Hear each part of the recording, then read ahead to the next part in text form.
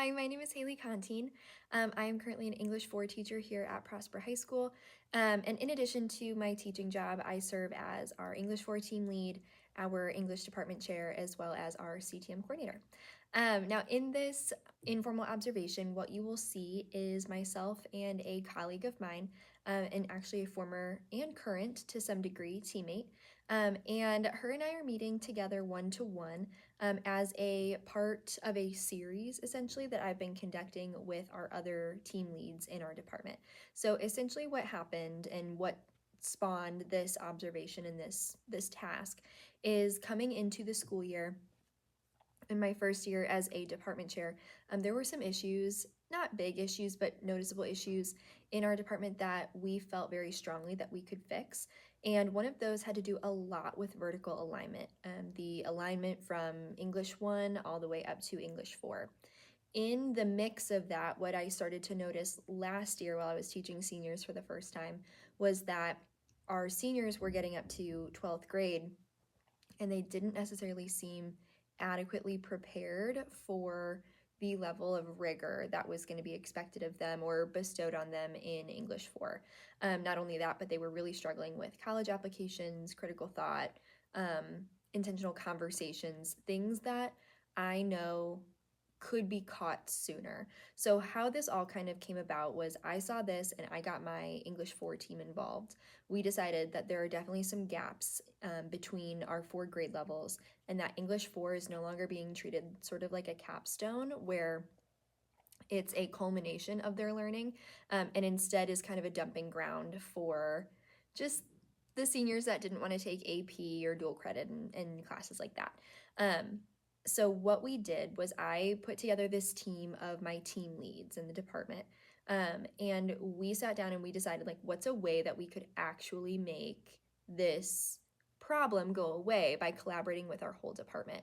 And after a couple months of this discussion and kind of getting some things off the ground, what we settled on was that we would create a department-wide goal that was through the use of discourse, which is our campus initiative this year. So we knew we wanted to include that.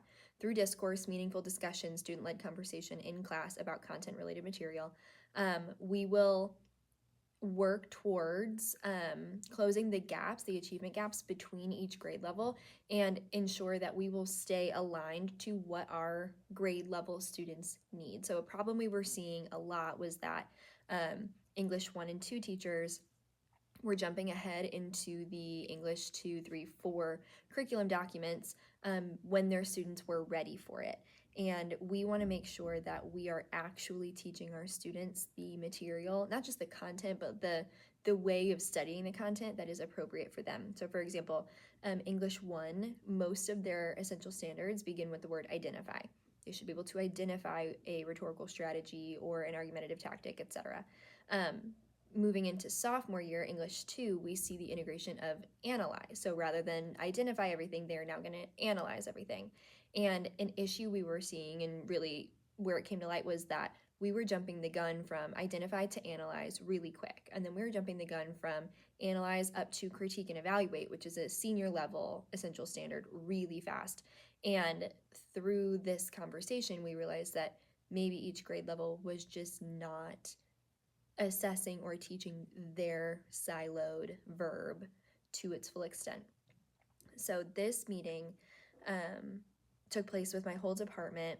We met up, we discussed our goals for each team, what each grade level needs to be able to accomplish by the end of the school year, and then we put this practice into place with our CTMs. So they also then created a goal for themselves on their CTM. How are we going to get our kids to a point where they are learning this one big thing, and we're not jumping ahead grades and we're not stalling out, but we are keeping them at grade level and then extending them when they are truly ready. This meeting, in and of itself, my observation video, is going to be largely focused on domains 2 and 3. I feel that this is largely instructional leadership, as well as that human capital component of inspiring teachers to really take ownership over their grade level, to develop CFAs and derive these really great menu board items of discourse strategies, actually using them in class, as well as inspiring continued leadership from myself as an aspiring leader and CTM coordinator, admin intern, and department chair, all the way to my team leads who are still in a leadership position and can inspire things within their CTMs and their PLC. This observation is between myself, as I said, and one of my team leads.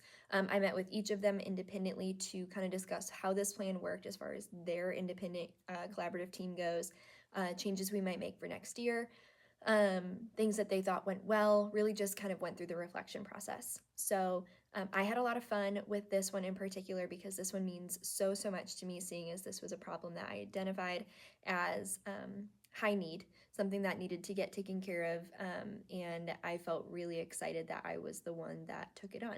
So that said, this is my informal observation, and I'm really looking forward to any feedback I'm able to gather from y'all. So thank you.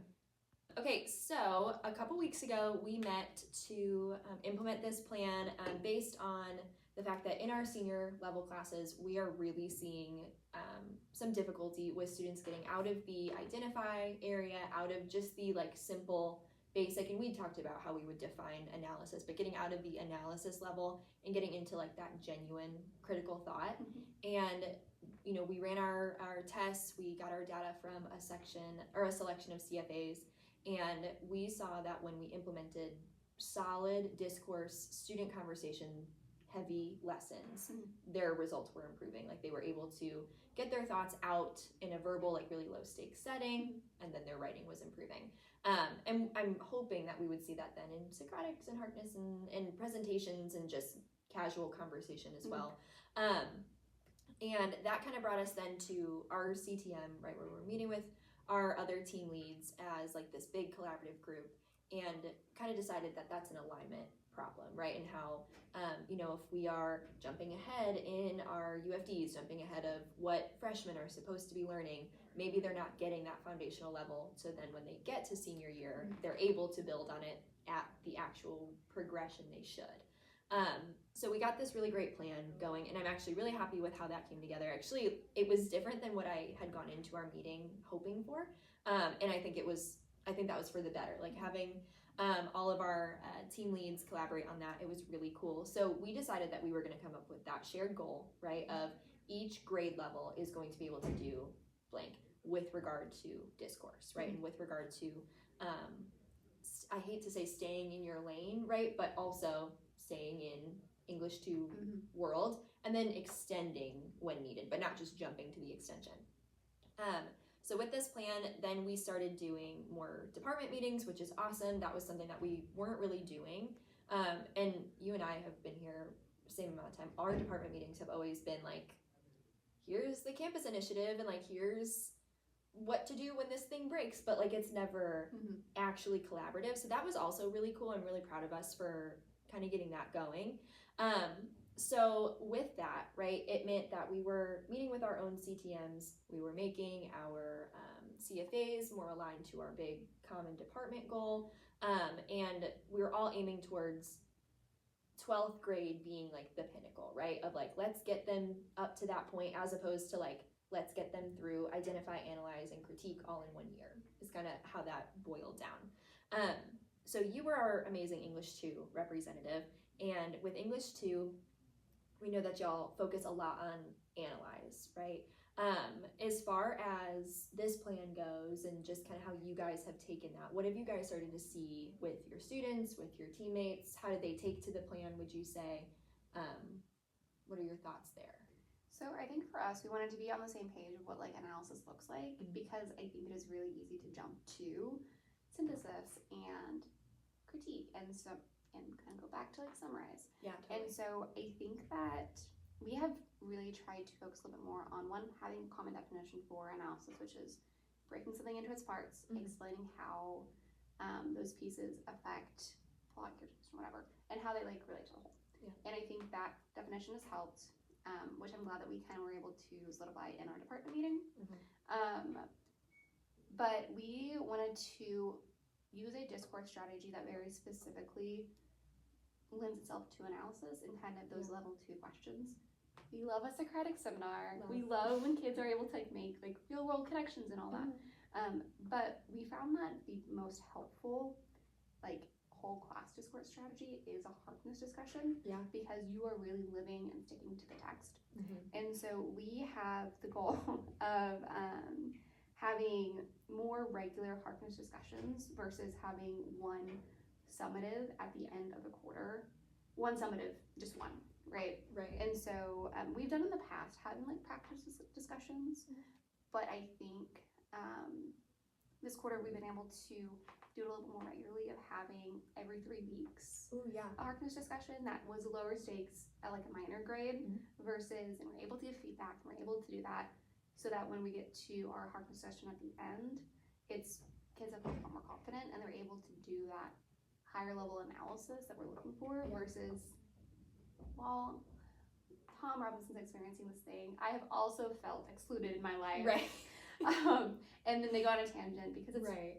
I think it's a lot easier for kids when they don't know what to do to kind of just make stuff up. Yeah. And our goal with discourse is to pull stuff where they are actually analyzing the text. And so my team has, I think it was hard for a minute to kind of get us shifting from Socratic. Yeah. Because sometimes we think higher level thinking is better. Yes. And more like the more you can pull from, the better it is. Yeah, the more you can pull from, the more text you can connect, which I think is a really good skill and is a synthesis, right? 100%.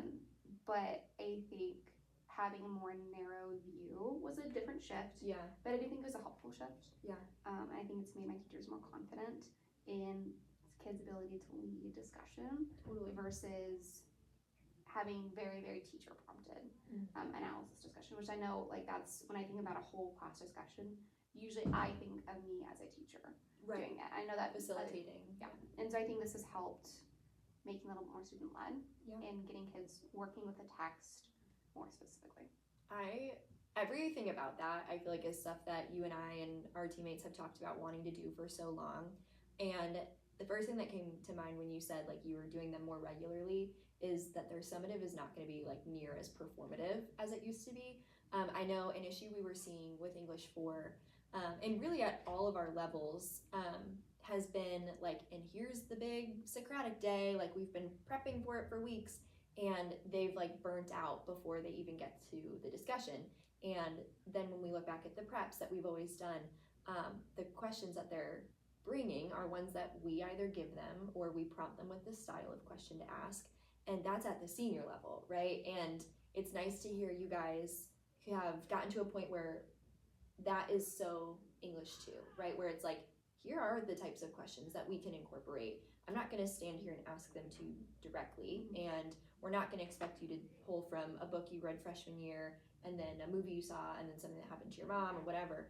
I think that is like achieving exactly what we were hoping in these, like, I almost want to call them like a collaborative like silo, right? Like we used to not want to be siloed by team, but it is nice to see like this is what they're going to be expected to do.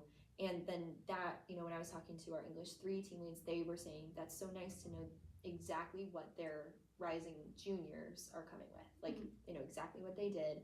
There's no fear of, well, I did a Socratic 4 quarter 3s in a row because it's different, right? And when we all work together, and one of our teammates mentioned we should make this menu board, right, of all these different discourse strategies. I love that y'all picked that because that's perfect for you. Whereas a Socratic might still be effective at 12th grade. That's like the capstone, right? So I think that's awesome. I love that you mentioned too that like our teachers are more confident. I feel like I'm seeing that too. Even like genuinely, like you see our new teachers, whether they're new to the profession or new to this campus, kind of taking ownership of these new things that we've started together, which I think is cool, as opposed to the like, this is how it's always been, like fall in line. So I think that's really empowering. I think that's really cool. You're like the perfect lead to make that happen for them, I think too. So excellent job there. And obviously we know that this has like a massive impact on our students. You know, we know that we're seeing them perform differently. As far as, you know, you have to do like the nitty gritty, like we do have to get to the assessment portion. Are you seeing a change in their not necessarily like the discourse itself, Mhm. but the final product? Are you seeing Mhm. some improvements? Something I'm seeing a lot of is their writing is a lot more specific. So they're able to, one problem I know that we've had with summative, especially writing as English teacher, is we have that procedure of reassessment. Unless you have the checkpoint pieces where kids can do that. And that's been really hard for us when it comes to the writing process. And then it makes the writing process 12 million years long because we want to make sure that kids feel confident they're getting feedback. And what's nice And is that they can't just turn in junk Yeah. and have the chance to read it. So it's such a double-edged. But I think using Harkness the way that we have and having our writing piece after be analytical based and analytical and based on the same text, right? But we're asking a different question, one that maybe didn't come up during discussion. Yeah. But then having the opportunity to practice those skills in that whole class setting where they are really diving deep into our text for like 30-40 minutes. Yeah. That gave them enough confidence that when they did get to the writing piece, they kind of already got that feedback piece of like, oh, this is what I initially thought about the text, but Jamie Lynn over there said XYZ, and that's kind of how she interpreted it. And I don't necessarily agree with that, but that is shaping kind of how I view this thing. And so we found that they're getting a lot more confident and they're able to write more specifically about the text. And especially when it comes to their evidence, because they are being reminded constantly, hey, where's your text evidence? Yeah. What evidence are you using to support this point that you're making, or like this idea that you have? Yeah. So we're seeing like we're seeing like an increase in any kind of, especially at this point in the year, is really cool to see. Yeah. So, well, the fact that we were able to make a leap at this time too, because I mean, in a perfect world, this would have been, we'll make this Q4 and starting August 1st, we're going to implement it. And I love that this was an actual problem that we're seeing to where it seemed like most people were on board with like, we could totally give it a shot and kind of pilot this, and then going into next year, like kind of like we do with a summative, we have all the pieces now, we can do our little postmortem, right? And like follow our normal procedures for like, this is like our department major grade, right? So I think that that's really cool, and love that we're seeing them actually still working and motivated and participatory in April, right? Because that's not always a thing. Something that I heard you say was that you're focusing, or that the discourse means that the feedback that they're getting on that, and then their writing can ultimately be like the performance task, essentially, like a real performance task, not what we call performance tasks sometimes, but like a real, I've seen you go from the workshopping stage and the reading stage and the identify to let's actually do an analysis, like a real true analysis, which means thank you, like our seniors are now learning how to analyze something before they're having to do it on a college app, which is what we're seeing right now, which is a little scary. And that almost also, like, to me means not that everything they're going to write at the younger levels is going to be like quote unquote informal, but it can be very like, I was just like, their performance task could be, I was just in this discussion and exactly what you said, and then so-and-so said this, right? I didn't really agree with that much, but here's what I would have said differently. And that skill then is, okay, well then juniors, your students are coming to you with the ability to write very casually about their engagements and about the interactions that they've had and the text that they read, and they're getting pressed on text evidence. Now they have this huge bank of connections to make, and their writing can build up in formality, right? Which I think is also really cool when they're getting to like the college app phase. So that's awesome. I know for us too, we were seeing, at first we just saw like really tiny bits of improvement of like, yeah, we could say that, some more discourse is going to improve what have you. But, and obviously we don't have time this year to see how this whole plan will shake out for these current seniors, but stepping into English 3 and seeing like how they're taking what you guys have done and how you've taken what English 1 has done, and really that big department goal, like those rising seniors are already in a better spot.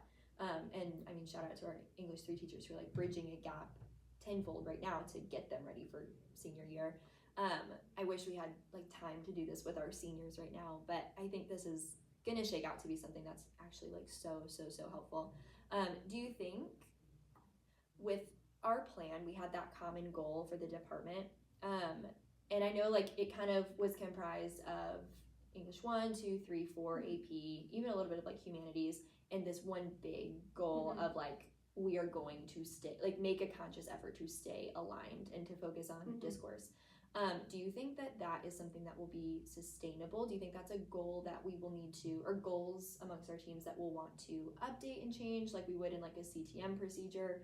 Or do you think that that's something that like we could go into next year with like, this is the English 2 goal, go? Because I've been wrestling with that a little bit. Like, is it something we want to change year by year, or is that like?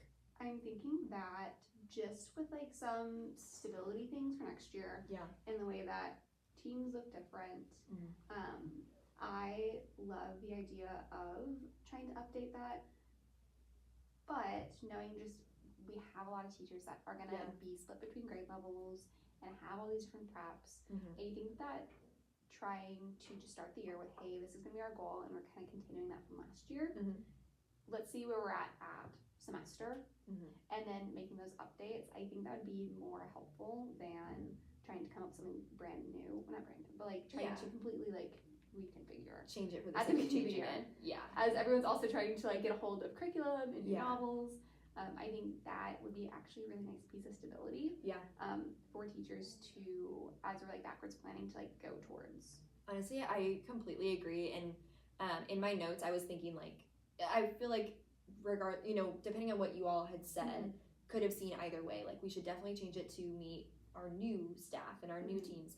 But then, and I like how you justified it, I feel like I was leaning that way too, of like, how nice to go into a year, if I'm a brand new teacher, right? Like or even just brand new to this campus or that grade level, how nice it would be to just be able to say like, this is the summative. Like I know all year what I'm getting them to. And now suddenly picking text to use, and I was gonna say before we lose the ability to do that, but while we are still picking our own texts and we're able to bring things from other sources and all the whatnots, having a roadmap I think is really helpful. And that's something that we preach to our teammates, right, and to our students essentially, of like the backwards design, and here's your summative for quarter 2. We have to get you to that point starting in October, right? But I love that for us, this is like by May, right? Like your kids need to have practiced this X amount of times.